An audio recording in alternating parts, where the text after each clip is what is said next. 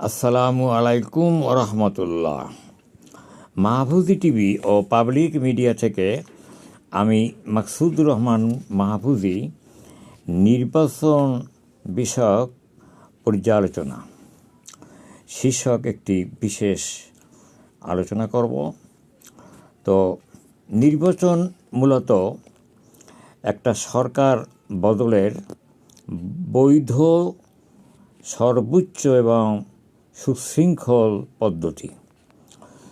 এই পদ্ধতির মাধ্যমে সরকার পরিবর্তন করতে পারলে সেটা সবচেয়ে উত্তম বলে বিশ্ব স্বীকৃত। তো আমাদের দেশসমূহে, বিশেষ করে বাংলাদেশে স্বচ্ছ নিরপেক্ষ নির্বাচনের যথেষ্ট অভাব। তবে মানুষ আশা করছে যে আগামী নির্বাচন স্বচ্ছ ও নিরপেক্ষ, গ্রহণযোগ্য হবে। কিন্তু সেখানে একটি বিরাট যে শুভঙ্করের ফাঁকি রয়েছে তা আমরা খেয়ালই করি না। সংস্কার বলে আমরা অনেক দরাজ কণ্ঠে কথা বলেছি, কমিটি হয়েছে, কিন্তু একটা বিশেষ বিষয় মূলত কর্ণপাতই করা হয়নি, খেয়ালই করা হয়নি যে এই ব্যাপারটা আমাদের প্রয়োজন। সেটা হলো, আমাদের দেশে 12 কোটির উপরে ভোটার রয়েছে। এখন এই 12 কোটি ভোটারের ভিতরে দেখা যায় যে দাবি করা হয় যে 40-45 কি 50% ভোট পড়ে, কিন্তু বাস্তবে তার অনেক কম, এটা দেখানো হয়। তাহলে দেখা যাচ্ছে যে অর্ধেকের বেশি লোকই ভোট দিতে আসে না। এগুলো একটা বিশেষ সমস্যা। তো অর্ধেকের বেশি লোকই যদি ভোটই না দেয়, তাহলে এটা কেমন করে নির্বাচন হলো, নিরপেক্ষ কেমন করে হলো?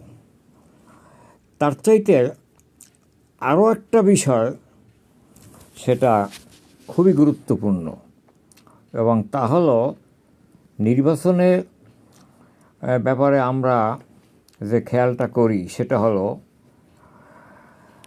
এই 12 কোটির উপরে যে ভোটার আছে তাদের মধ্যে দেখা যায় যারা চাকরির কারণে, অফিসের ব্যাপারে বা কোনো বিশেষ প্রয়োজনে নিজস্ব ভোট কেন্দ্র থেকে অনেক দূরে অবস্থান করে অনেক ভোটার, এই ঘটনা কিন্তু অহরহ আমরা জানি। এতে পরিসংখ্যানের মাধ্যমে জানা গিয়েছে যে প্রায় 2 কোটি, কোথাও বা 3-4 কোটির মতো লোকই ভোট দিতে পারবে না, কারণ তারা ভোটার এক জায়গার, থাকে অন্য জায়গায়। বিদেশিদের ভোটের ব্যাপারে অবশ্য এবার একটা ব্যবস্থা হয়েছে, আলহামদুলিল্লাহ, এটা ধন্যবাদ জানাতে হবে। তারপরে যারা ভোট কাজে নিয়োজিত থাকে, তারপরে এই আইনশৃঙ্খলার ব্যাপারেও যারা নিয়োজিত থাকে, তাদের জন্য একটা ব্যবস্থার কথা তো আছে। কিন্তু যারা অন্যত্র বসবাস করে, এদের সংখ্যা তো কয়েক কোটি, তাহলে এরা ভোট থেকে বঞ্চিত হলো। তাদের জন্য হয়তো বা পোস্টাল ভোট বা অনলাইন ভোটের ব্যবস্থা করা যেত। ডিজিটাল যুগ, এখন তো সবই হয়, এটা কেন হবে না? এই গেল এক ব্যাপার। আর এক ব্যাপার হলো এই যে আমাদের দেশে যত নির্বাচন হয়েছে তার ভিতরে দেখা যায় যে 1.5 কোটি, 2 কোটি বা 3 কোটি ভোট পেয়ে সরকার গঠন করে।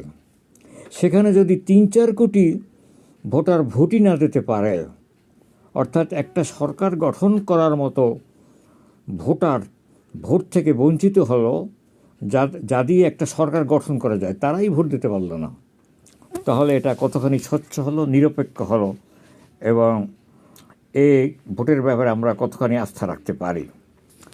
বিষয়টি আসলে গুরুত্বপূর্ণ হওয়া সত্ত্বেও এ ব্যাপারে আমরা একেবারে নিশ্চুপ, অনেকে আমরা এটা নিয়ে অত চিন্তা ভাবনাও করি না, কিন্তু ব্যাপারটা তো অনেক অনেক গুরুত্বপূর্ণ। তা আমি এই সংক্ষিপ্ত আলোচনার মাধ্যমে আমি বলতে চাই, সংশ্লিষ্ট কর্তৃপক্ষ এদিকে যেন একটু নজর রাখেন, তাহলে সত্যিকার অর্থে সংস্কারের একটি বিশেষ ধাপ যে বিষয়ে আলোচনা করলাম এটা কার্যকরী করার দরকার। এ বিষয়ে একটা সিদ্ধান্ত নেওয়া অতি জরুরি। আল্লাহ হাফেজ।